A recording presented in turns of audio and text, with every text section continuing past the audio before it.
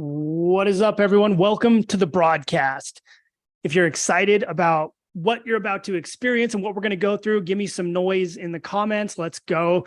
Show me how much you're excited to be here and about the market. And then if you haven't yet, make sure you like the broadcast and subscribe to my channel.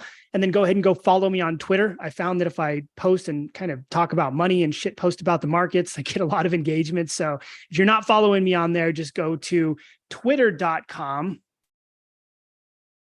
If I can spell, and my name's just Chandler SAF. You can see it's the same thing as my YouTube outline. So just go here, make sure you send me a follow so we can get this party started. But anyway, what I wanted to go into first was let's take an overall look at like the crypto market, and then we'll get into stocks and everything. So every week we kind of take a look at this fear and greed index. Last week, I think it was at 60. It was like right here on the verge of green. People were like, oh, it's going to 100 million. Bitcoin will never die. It's everything's sunshine and gumdrops. But now that we've sat here in this like week of purgatory, the fear and greed index is down to 55. People are starting to lose their sentiment and lose their bullishness, which is fine, keeps us in the middle. And that's you can kind of see it reflected on the charts. But when we zoom out and we look at the last 7 days, Bitcoin has literally done nothing. We're down 1%. Same thing with ETH. It's barely moved. We're almost at the same par as a stable coin right now. XRP had that great news that came out about the SEC and how they're not a security if they were bought for an exchange. So now XRP just pumped, went up 8% over 7 days. I think XRP hasn't been allowed to have a full-blown bull run yet. So it'll be really interesting to watch how hard this one runs this year. Look at the rest of the charts. Everything is the alts are kind of trying to run. Doge is up a little bit. Polygon hasn't moved. Polkadot, some of these Toncoin, some of the ones that I really like, Chainlink, DeFi Summer. Every time we get pre-bull market, the DeFi coins go insane. They just go absolutely nuts. And they're doing it again this time. So Chainlink is up at $8. It's up 18%. We've got Stellar, which is basically whatever XRP does, Stellar is going to do. It's essentially the same concept in terms of what the coins do. We look down, Uniswap, DeFi coin up 7%. So this concept and this theory of DeFi coins leading the way is actually a pretty interesting theory. HBAR is another layer one, so 10% up. Let's look at some of the other DeFi coins. Maker, 29% up. So this is I posted about these DeFi coins probably maybe 3 weeks ago. And I said that they were going to lead the way, and they've been leading the way. That's typically what happens. DeFi leads the way, and then everything else follows. And my theory behind this is when you go to Maker, you go to Aave, you can lock up your holdings and you can borrow money. And it allows me to borrow Bitcoin, put leverage on Bitcoin, borrow ETH, put leverage on ETH, stuff like that. So I think that's why they move first, because people are leveraging their assets to use it to borrow money in order to get more assets. So that's why DeFi gets such a boost in the beginning, because it's heavily utilized in order for people to get prepared for an inevitable pump at some point. Looks like ApeCoin's up a little bit. Overall, the market, Bitcoin and ETH are kind of sitting there flat, but a lot of the altcoins, especially the DeFi-based altcoins, and some of the gaming coins have actually been pushing up quite a bit, and we've seen some pretty good, solid return, especially like, I think my favorite this week was Maker. Wherever it's at, it's up like 28%. But let's kind of get into, let me check some questions in the chat. Yeah, let me link you to the Twitter. Here we go. There it is. Twitter, follow me. Yeah, SolarX coin. That's going to be exciting. Let's moon this channel. Make sure you share the channel. I need more subscribers too. I think I'm sitting at like 225. I need to get this thing up to like 500 or 1,000 so I can get these things really popping off and get crazy with the streams. I will follow you back 100%. All right. Yeah, and if you're in the dude server and you're a dude, make sure you tell me that you followed me so I can follow you back. All right, so let's kind of take a look at the markets. When we look at the overall markets, let's take a look at stocks first. For some, it seems like crypto, like I said last week, crypto's starting to sort of follow what the stock market is doing. So when we kind of come into here and we go into the overall market, we kind of want to take a look at the NASDAQ and see what it's doing. So the NASDAQ is kind of the overall US 100 stock index, but let's get into the actual chart. The NASDAQ and stocks are on a corrective cycle. So they've been kind of down this week, which makes sense. Crypto's down as well. So when we look at NASDAQ, it's been ripping. So crypto didn't really start to couple to it till like right here, till like last week or so. I started noticing it started moving in a really similar way. It took all of this for crypto to finally kind of catch up and start recoupling. And the reason, my theory behind the recoupling is because crypto is a very risky asset in terms of kind of what people are willing to invest in. And so now that NASDAQ's ripping and people are getting more bullish, the Fed's starting to do lower rates when they raise rates, that people are starting to use crypto as now another asset to hedge. So when we look at NASDAQ, it's been down for 2 days. I think this week was green. Yeah, another green week. So even though it's down on the daily, it's still had another green week, but it kind of shows that when the NASDAQ goes down, crypto starts going down. When we look at the dollar, the US dollar, typically the US dollar pumps when we're in a recessionary period and dumps when we're in a period of bullishness, because people don't want to hold on. People want to move into a safe haven asset when markets are dumping, when things are falling apart, and they want to move into the stock so they can actually make a return off their money when we get into a better period. So when we look at the dollar in the last couple of days, dollar is up. And so that's kind of a correlation there. It's like NASDAQ down 2 days, dollar up 1, 2, 3, dollars coming up. So if dollar moons, NASDAQ stocks go down. So we kind of want to pay attention to that cycle. Same thing happens with crypto. If this starts mooning, crypto goes down too. So the US dollar index is kind of an interesting place to pay attention. We've had this like just getting demolished here. So now it's coming through. It's going to test this line. If it pushes this, it's going to test here. And then it's going to make its decision. Is the dollar going to be bullish or is it going to pump that back down? A lot of this is preparing for the FOMC and the Fed meetings coming up next week. So that's something to look forward to. When we look at stocks in general, when I look at like SPY, it's just been absolutely ripping. So, and one of the reasons I haven't been paying attention to crypto as much recently is because we've basically had a straight line with stocks. So the last couple of days haven't been the best, but they've been ripping. So you can essentially pick your poison. It's Apple's in a straight line. Google's starting to contract. So Google hits this trend line, typically pumps. So it's about to hit this trend line, which could induce a pump.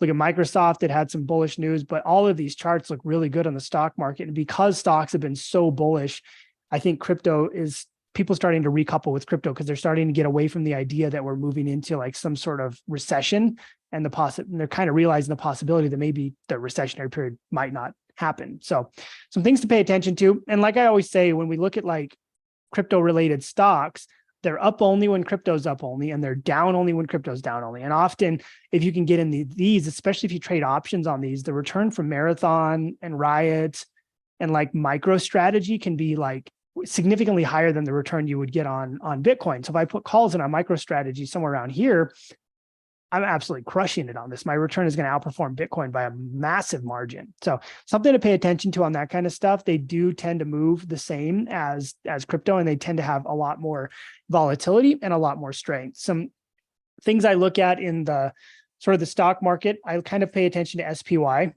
and contractionary periods. So I know on the daily that I would anticipate we end up in this little zone here.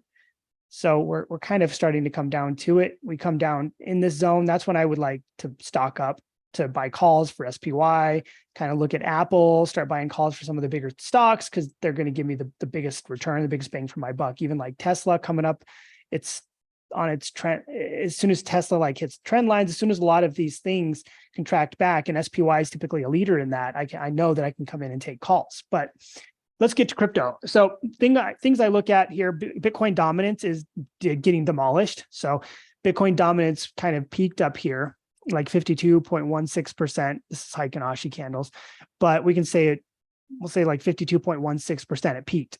Then it got wrecked, and now it's continuously getting wrecked. And now it's sitting under this band. And what's happening here is Bitcoin dominance is going down because Bitcoin's not doing anything, and alts are actually mooning. So when you look at like alts like Maker that are absolutely ripping, this is the reason Bitcoin dominance is down, because alts are taking their turn.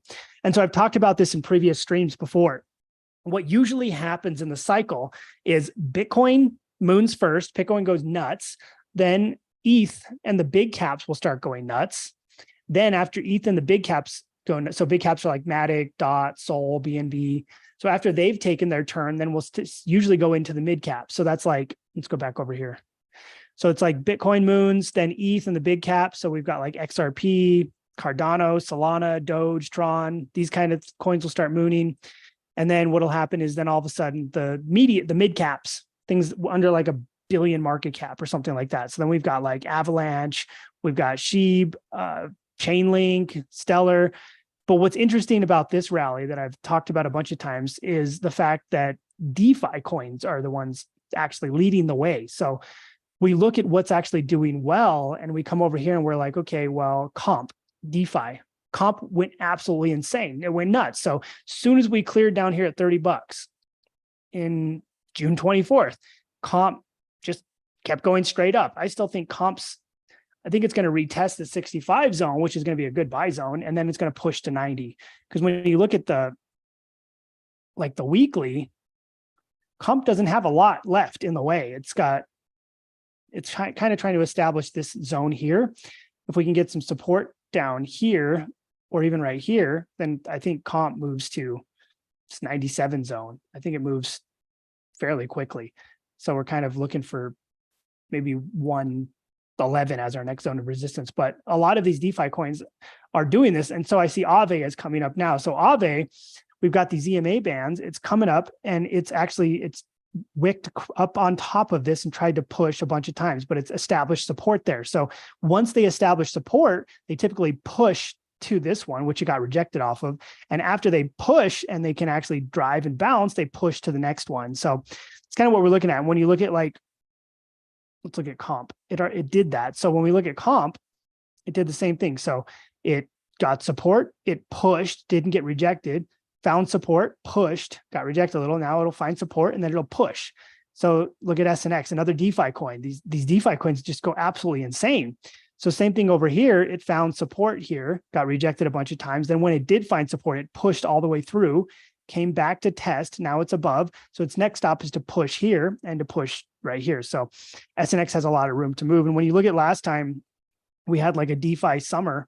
SNX was one of the leaders too. So it was like, we came across, we finally found support on these lines right here. We started finding support. We got stuck, found support, push, stayed above. And then all of a sudden SNX went from 78 cents to like $7 in the first drive, which could be what we're experiencing right now. We're probably like in this zone right now. And then ultimately it ended up being worth like, I think it was $20 or $30, $27 at the peak of its bullishness in the bull market. So that's something we kind of want to pay attention to. Alts kind of start mooning in this cycle. Like look at Uni, it's doing the same thing. So it pushed, got rejected, found support, got rejected, found support, pushed, and now it's moving to its next zone.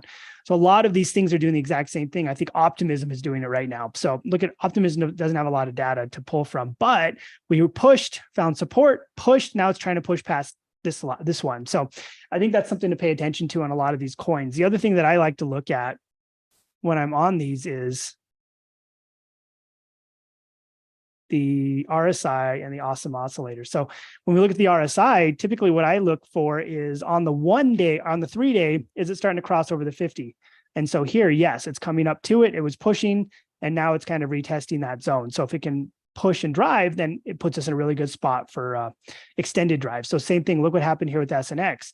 It found support, it pushed past that 50 zone, and that launched it. And now it's where it's at. Same thing with Maker. We start pushing past that 50 zone, we come up, we retest it, then we moon. So when we look at these coins, we can kind of generate an idea. Uni, same thing, came up, retested, and now Uni's starting to push. And we can see the Awesome Oscillator starting to go green as well. Lido, it's trying right now. It's not quite there yet, but it is turning green. It's tried a few times. It's gotten rejected. This is a fairly new DeFi style coin, but you can see it's pushed, rejected, bounced, pushed, rejected. Now it's going to bounce, and we're going to see if it can get a good push. So that's kind of what we can expect next for that. Some other coins like Link is a good example. When we're here, it's pushed, rejected, pushed, and then it came through on the second push and drove. So that's kind of what we want. Someone wanted me to look at Algo. So Algorand, when we look at Algorand, it's not really close. So Algorand wouldn't be something I would be comfortable jumping in right now. It's not close to anything. It's not crossing. It's still negative. It'd just be a scary idea for an investment. So that's kind of what I look at when I'm trying to see, okay, is this thing worthwhile? You can see an algo though, bottom, and now it's starting to push, but it's not quite there yet. It's not quite in a position to where I would consider it to be something worthwhile. Let's take a look at Bitcoin and what it's doing. Let's find a clean chart. There's the clean chart. So Bitcoin right now is basically 100% just moving sideways. When we look at the 3-day, we did have 3 reds in a row, and now we're turning green. So we don't get the 3 black crows and collapse and die. But what I think we might be able to expect on this coin, it's kind of holding its lows. Notice how it's getting lower lows now at this point. We're no longer at a point where we're like higher highs, we're getting lower lows. When we look at Heikin Ashi, we've gone from kind of a green bullish trend to a red bearish trend. And what's happening now is we're starting to clear back. And I think we see this 3-day come down and probably retest this 50 unless it miraculously comes back up and pushes. But I'm not anticipating that. So if it does, what we would do is we would come back in and we would test this red line here. And that puts us at like 29,158. Now, if we look back to the daily, we're already under testing that line. So now what's happening? So when we look at the daily, what's happening is we've gone from support, which is a bullish support zone, to resistance. And so if we keep pushing under this resistance, the next zone that we move to is down here. So this is essentially the red on the weekly. So we push to, or the 3-day, not the weekly. The weekly is way down here. So that's kind of what I would anticipate. It doesn't seem like, unless we have some massive, ridiculous push, which we usually do on Fridays, and we didn't. So it'll be kind of interesting to see what happens, which makes me think we could have like a nice little capitulation event this weekend where it comes down to like 29,320, because look at the daily, we're crossing over the 50, which is a bearish trend that we're creating. So it's fighting for it, but if it pushes and fails, eventually we just come back down and we reset on the daily, which puts us down in this zone. We lose that, and that puts us down to what I was talking about previously in the Dude server, where we can catch the trend line down here at like 28,200. And it's not like a horrible bearish scenario where the world ends. Same thing like over here. Check it out. Like we pushed past everything. We used it as support, wicked. Then we fell through and we had a nice little relief rally. Boom. Then we got rejected. Boom. Then we got rejected. Then we fell all the way through. Rejection. We fell all the way through, and then we pushed back up, and that gave us the strength to actually drive. That's where a significant amount of support is from the buyers.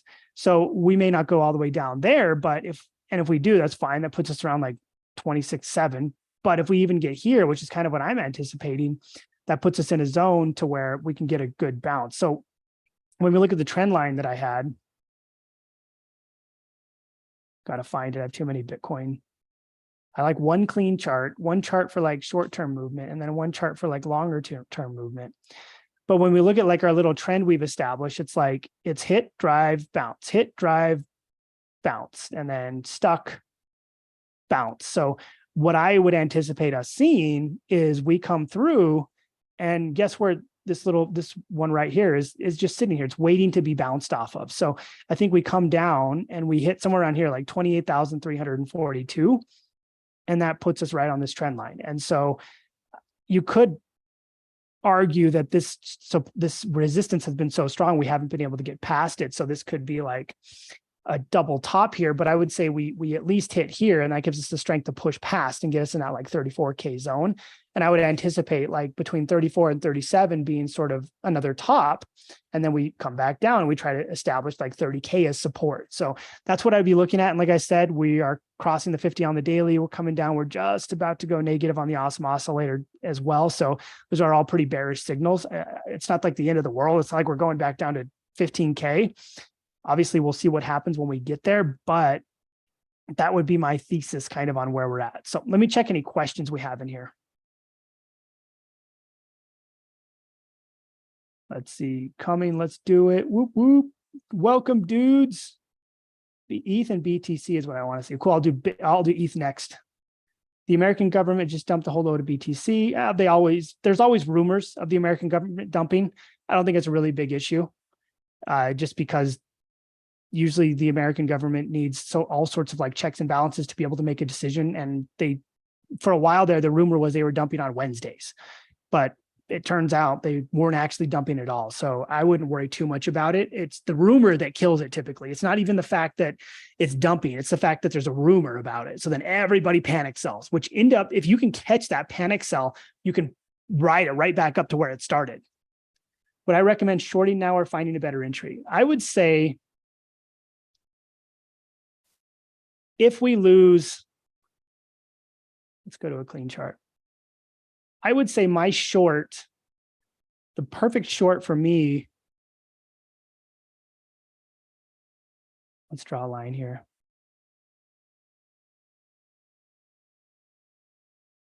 The perfect short for me would be losing this line on the weekly. I think what'll happen, we're getting pretty close. I think we're just actually literally barely above it.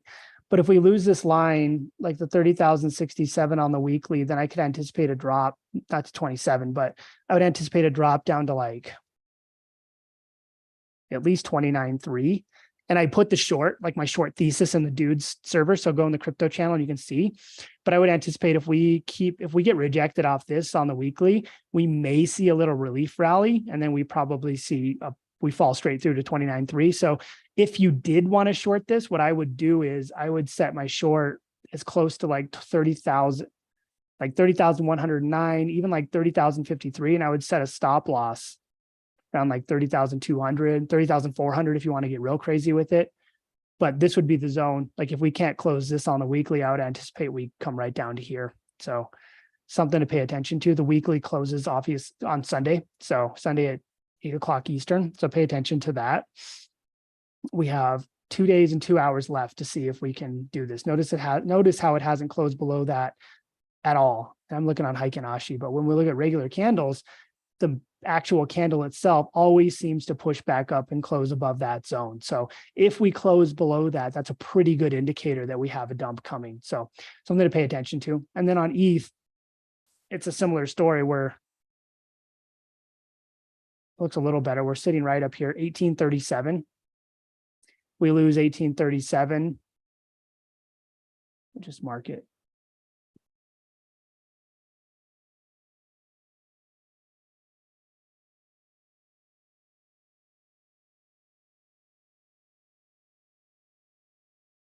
If we lose like this zone, like 1837, we're sitting up here at 1892. There's not really a ton of support. ETH keeps coming down and wicking off this. So if we lose this, then we push down to 1811. I would say, and I put my short thesis on ETH as well on the dude's server. So if you're in there, make sure you pay attention to it and watch it. But same thing as Bitcoin. On the daily, we've plummeted to a point to where now we have resistance here, and this resistance is strong. So if we come through and we close the weekly below this, you can probably anticipate a decent drop. So a drop to like 1837-ish. So that would be a pretty decent short zone to pay attention to. And then if I was going to short that, I'd probably set my stop loss at like 1904. So that way I don't get wrecked. All right, let's see any other questions. So Uni's a good entry point. Let's check it out. I don't know if anything's a good entry point at the moment. You see, you need to set good tight stop losses just because Bitcoin isn't really behaving, and alts are really, they're mooning, but when Bitcoin has any sort of dump, they die. So you just want to kind of pay attention to that. When we look at the Awesome Oscillator and the RSI on Uni, let's look at shorter term.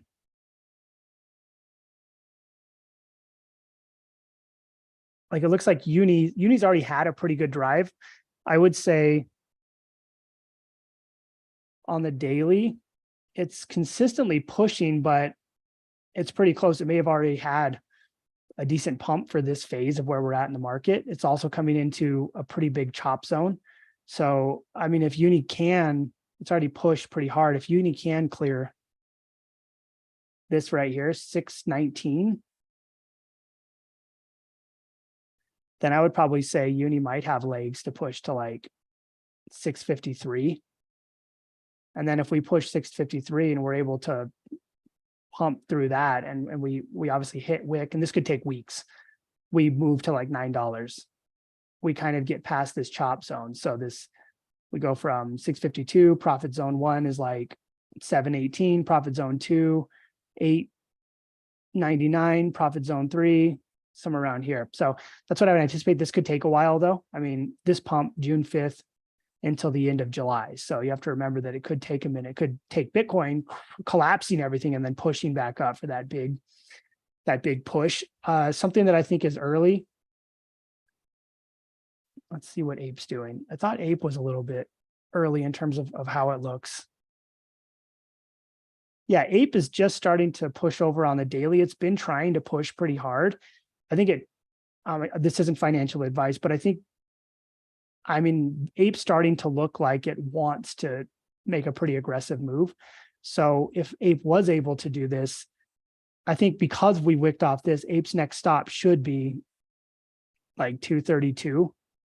And then we might have a rejection off that, which pushes down. So that's like a profit zone. And then it's going to try to wick and push. And then its zone after that comes up here and ends up being like 281, 283. So it does have some potential, and it looks like it's early. So it's like the daily's just starting to cross over. And remember, that could end up being a rejection. And when you look at the 3-day, it's barely crossing over. I mean, it's super early. So if that hits, that's a pretty good drive, but it has been showing some strength lately. So that's one to pay attention to. I actually saw Sheeb trying to make some moves. So Sheeb on the 3-day, Sheeb and Doge were starting to make moves. Yeah, see on the daily, it's starting to push through. It's trying to set up its second drive. When I do this kind of stuff, if I'm like, okay, this drive looked good, we're here. If we can close this candle up here, it's probably going to push. My stop loss would be like just below this daily candle, so I can kind of protect myself. Don't want to get into it and get stuck in it forever. All right, any other questions? Overall, we bullish or bearish? Monthly wise, bullish. I think short term, we're a little more bearish, but I mean, let's take a look at this thing on the monthly. Monthly still looks good. I mean, it's early on the monthly. We're still above monthly support at like 28.1. We're not looking too bad. I mean, we have monthly support on 25. Once we start getting down here, that's when we start getting wrecked. But I mean, monthly still looks fairly good in my opinion. We're starting to turn green. We're starting to turn over. This comes up here over here on this side, and we're in the money. So monthly to me looks pretty good. I don't think we have anything to worry about. We even look at this. We came through the 50, we bounced off of the 50, and we pushed back through. So now we're coming down, we'll get a bounce. Hopefully we'll keep driving. So monthly, long-term, especially for like the spot investor, it looks good to me. I don't think we have anything to worry about. We'll see what happens when the monthly candle closes, obviously, and we'll see what happens over the course of the next couple of weeks. But overall, we don't really have any death candles or anything. And when you look at what happens, it's like bullish, bullish, bullish, bullish, correction. Big bullish drive, correction. So something to pay attention to. If we do come back and we have this catastrophic destructive collapse and we fall through and we see this monthly candle start closing lower, then we have something to worry about. But for right now, I think we're in a good spot. All right. Any other questions? Big things to pay attention to are just like long-term, we look good. Short-term, we look like we're due for a little bit of a correction. So something to pay attention to on that. Like I said,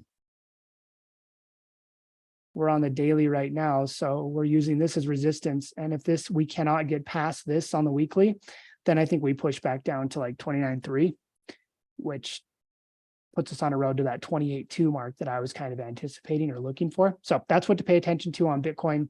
ETH, similar story. We are using this as resistance now. So if we can't claim this on the weekly, you can probably anticipate a drop down to 1871. So that could be a pretty good short op. And then that's going to be a profit zone, obviously, because we'll see a bounce. And then final zone is like 1836. So, and I put this in the dude server as well, if anyone's in there. But make sure that if you like the stream, that you like and subscribe to the channel and share the channel so I can get more subscribers to this thing, so we get more people watching. I just saw a subscriber come through. So, we're in here. Yeah, you're welcome. Happy for the insight. Thanks for subscribing. And then make sure you follow me on Twitter over here. If you follow on Twitter, send me a DM. Make sure you let me know that you followed me so that way I can follow you back. And that's it. That's all I've got to say for today. If you all have questions for next week, let me know what you're wondering. If you're in the Dudes server, make sure you ask me questions in there. I'm always paying attention.